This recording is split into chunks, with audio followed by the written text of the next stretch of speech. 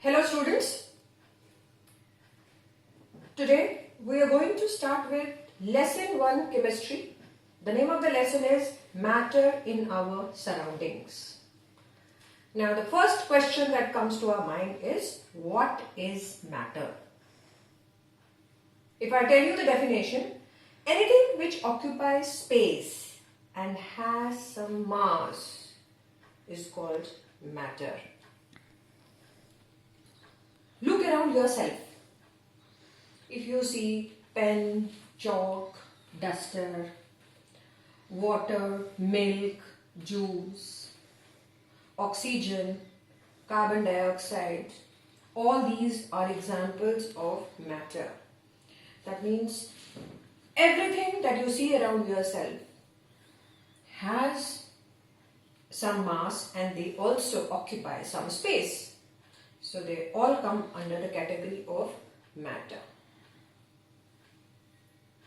If you see the examples, pen, chalk, duster are solids, water, milk, juice, liquids, oxygen, carbon dioxide are gases. So we understand practically solid, liquid, gases all are matter. So what is left now? If everything around us is matter, then can you give me the examples of things which are not matter? I'll give you an example for this. Flour is matter. Flour is matter. The smell coming out of the flour is not matter. That means things which are not matter can be our feelings. Friendship is not matter. Thought, not matter. Love is not matter either. Hatred, not matter. That means the feelings are not considered as matter. That means rest of the things, everything that we see around us is actually matter.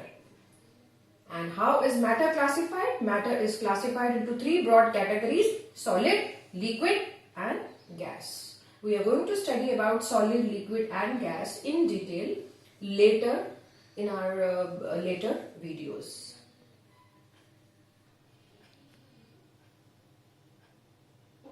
Okay. After the definition of matter, we must also understand what are the properties of matter. Now the first property, which is a basic property of matter, that is that all matter is made up of particles. Now what is the size of these particles? They are very, very, very small, very tiny. So it is the same thing. Matter is made up of very small particles. Can be the next thing, next property. Now the third property of matter is particles of matter have space between them. When you look into the structure when you look into the properties of matter, you understand that in matter the particles are so small that you cannot even see it with the microscope, not even with a powerful microscope. Also, these particles of matter move in random direction. They move in zigzag direction, and that is also called Brownian movement. The next properties of matter attract each other. There are attractive forces in between the matter, and so they are not repelling, the particles are not repelling, they have attractive forces. Now to understand this, all these properties, there are few activities given in your NCERT. I want everyone, all the students, to please go through these activities which are given in NCERT. There are some diagrams also explaining the activities. So please go through them, you will understand things better. Now we understand that matter is made up of small particles, they are also called atoms. Now these particles are too small to be observed with the naked eye. I am just repeating things so that you are able to understand things better. Now let me give you an example. Let me just explain this with an example. There is a chemical substance which is called potassium permanganate. It is available in the lab. It's a purple color solid. I take a crystal of potassium permanganate. When a crystal of potassium permanganate is placed in a beaker of water, obviously potassium permanganate will start dissolving in water. The water slowly turns purple on its own. Even without stirring, you don't need to dissolve it. You will see that the whole liquid start becoming purple.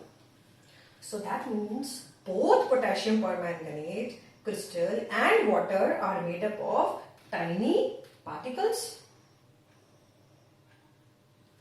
And now when this potassium permanganate crystal is put in water, the purple colored particles of potassium permanganate spread throughout the water, making the whole water look purple. So actually what is happening on dissolving